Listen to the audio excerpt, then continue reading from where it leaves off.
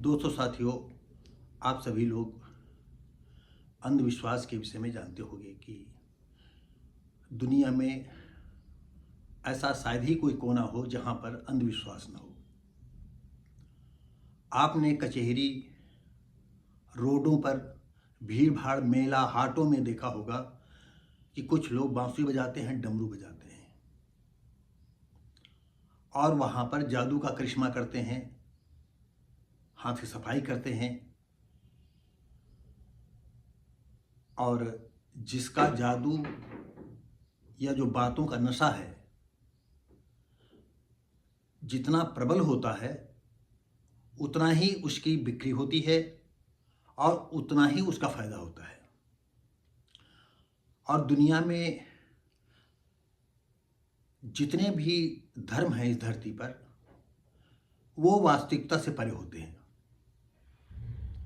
और ऐसा कोई धर्म नहीं है जिसमें अच्छाइयों की बात ना लिखी हो और बुराइयों की बात ना लिखी हो। और हर धर्म में कहीं न कहीं कुछ बुराइयां होती हैं और सबसे बड़ी बात होती है कि जो गरीब होते हैं, निर्धन होते हैं, थोड़ा दिमाग के मोटे व्यक्ति होते हैं। और दिमाग का मोटे का मतलब ये नहीं होता है कि जो गांव का आदमी है, मजदूर आदमी, वही मोटा हो। उसके पास तो इतना समय भी नहीं होता है कि वो भगवान की आराधना करे या मेला हाटों जाए या किसी सत्संग में जाए। और जो छोटे छोटे व्यक्ति होते हैं और अपनी वाक्पटुता की वजह से कुछ एक ऐसा सूत्र ढूंढ लेते हैं जिसकी वजह से उस सूत्र का वो आदि अंत नहीं समझा पाते हैं। नहीं, वो समझा पाते हैं, उनको जो पब्लिक बैठी होती है उनको उनको दिमाग को जो है अपने उसमें, जैसे कहा जाता नहीं कि माइंड वॉश कर दिया, तो माइंड वॉश करके वो जो जितना दिखाना चाहते हैं वही दिखा देते हैं और वो उसी पर चला करते हैं। आइए आज हम जो है दुनिया में जो विख्यात हैं राधा स्वामी का नाम, उसके विषय में हम कुछ कहना चाहते हैं। आज मज़ारों के विषय में जो है हजारों मज़ारें टूट रही हैं। हजारों मज़ारों पर जो अंधविश्वास था वो भी जो है धीरे धीरे करके जो है दरक रही हैं।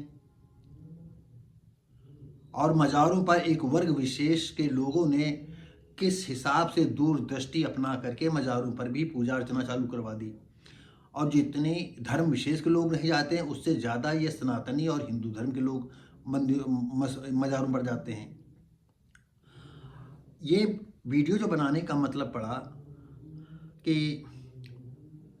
ये हमने क्यों बनाना चालू किया, इस पर क्यों हम बोल रहे हैं।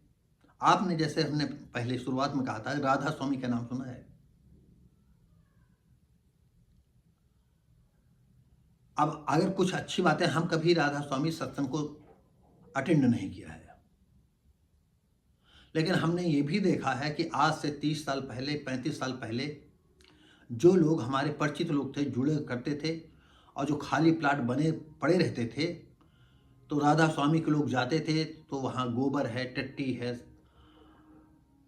सुअर की टट्टी है, ये सब साफ करके वहाँ पर छोटा सा पंडाल फोटो लगाते थे, वहीं पर राधा स्वामी के भजन कीर्तन करते थे। मतलब ये एक अंधविश्वास की चरम सीमा है। हम कभी कभी कहा करते हैं इससे फायदा क्या है, तो वो भाई आप ये सोचिएगा कि धर्म में तर्क नहीं चलता है। कोई भी धर्म आप ले लीजिए, उसमें बिल्कुल तर्क नहीं चलेगा। उन लोगों ने कभी हमको इसका जवाब नहीं दिया।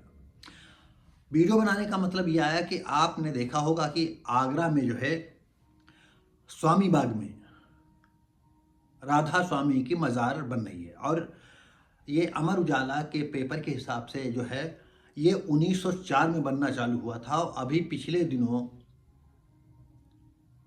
राधा स्वामी की जो है वो जो समाधि जिसको कहते हैं, मुसलमान लोग मज़ार बोलते हैं, तो पेपर में समाधि था, लेकिन औसतन इसको गांव और बोलचाल की भाषा में हिंदुओं की जो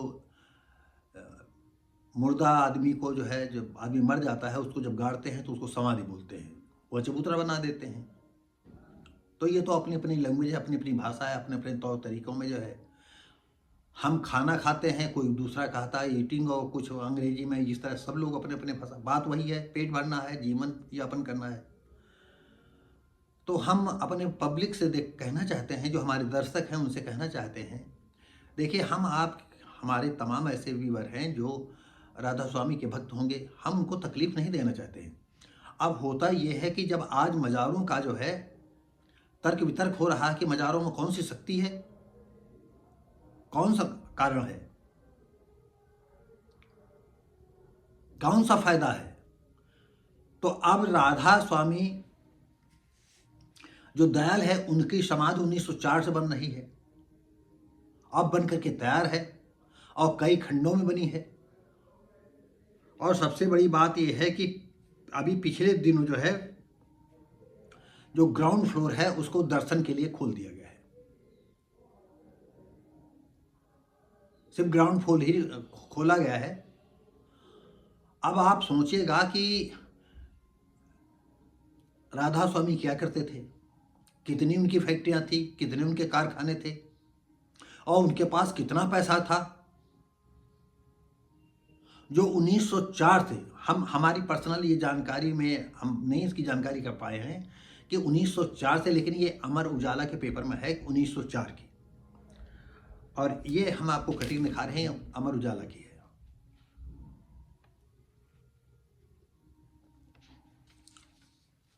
तो इसमें ये बताया है कि 1904 से बनना चालू हुआ था।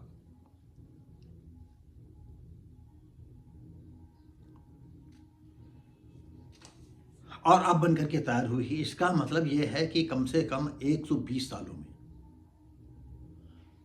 भाई कितना पैसा उसमें लगा होगा बनते बनते, कौन सा कीमती पत्थर लगा होगा, कौन से हीरा मोती माणिक लगे होंगे, क्या बनाया हो, कौन कौन से मिस्त्री आओ, कहाँ से कौन से इंजीनियर ने उसका जो है नक्शा बनाया होगा, ये तमाम बातें हैं। और अगर वो उस समाधि में राधा स्वामी दयाल की जो है समाधि बनी हुई है या लाश वहाँ पर रखी गई थी, तो वो जो मजार है और समाधि में क्या अंतर है। देखिए हम जानते हैं हमारी बातें जो है ज़्यादा मतलब लोगों को अच्छी नहीं लगती हैं, लेकिन आप सोच तो सकते हो। देखिए जिंदा में जैसे चाहे कुत्ता हो, चाहे बिल्ली हो, चाहे गाय हो या जानवर हो, इंसान हो, कोई भी हो, अगर जिंदा दरवाजे पर कुत्ता आता है तो खाने के लिए पूंछ हिलाया करता है। अगर पालतू है तो कोई बात नहीं, वो पूंछ नहीं हिलाएगा। बार बार आप खाना खा रहे हो, उसकी भूख लगी है तो बार बार आपको अपनी तरफ आकर्षित करने के लिए भुक भुक करेगा, कुछ आवाज़ देगा, वो आपको अपनी तरफ आकर्षित करेगा कि हमें भी चाहिए। अगर वही कुत्ता आपका मर जाए या बिल्ली मर जाए या जानवर कोई मर जाए, चाहे धूप में पड़ा रहे, चाहे बरसात में पड़ा रहे, चाहे जाड़े में कहीं पड़ा रहे, वो तो कभी आपको आवाज़ नहीं दे सकता है। तो ये मरा हुआ आदमी की भाई जो जिंदा की तस्वीरें तो आप सब लोग देख रहे हैं, और मर गया है तो अब वो जो समाधि बनाई गई है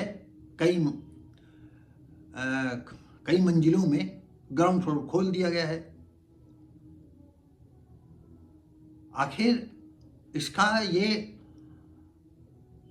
ये कौन सा संप्रदाय है, कौन सा धर्म है, कौन सा नशा है, कौन सा मतलब जो है राधा स्वामी की कुछ जो बातें हैं जो देश हित में हो, समाज हित में हो, हम सबसे जानना चाहते हैं। अगर कोई फायदा होता हो तो हम भी भाई सत्संग, हम आपको बताएं 1977 के नवंबर महीने में जो है मैं निरंकारी मिशन में गया था। हम गए थे, हमारे अभी चारों लोग जीवित हैं। एक राम खिलावन चमार थे, सतीश कुमार तिवारी थे, प्राइवेट प्रैक्टिस करते थे, और एक राम खिलावन खटिक थे, वही अगुवाईगिरी करते थे। हम लोगों ने पैसा भी जमा किया था और उस समय बस से जाना था और 3 दिन का खाना पीना रहना ठहना सब था।